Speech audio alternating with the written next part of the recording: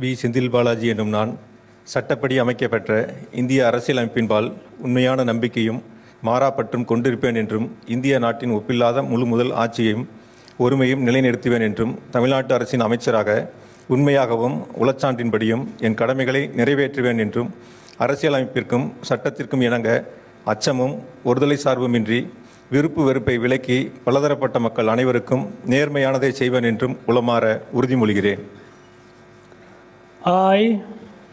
We. Senthil Balaji எனும் நான் தமிழ்நாட்டு அரசின் அமைச்சர் என்ற முறையில் எனது கவனத்திற்குள்ளாவதும் தெரிய வருவதுமான எந்த பொருளையும் அமைச்சரின் கடமைகளை உரியவாறு நிறைவேற்ற தேவையான அளவுக்கன்றி ஒருவரிடமோ பலரிடமோ நேர்முகமாகவோ மறைமுகமாகவோ அறிவிக்கவோ வெளிப்படுத்தவோ மாட்டேன் என்று உளமாற உறுதிமொழிகிறேன்.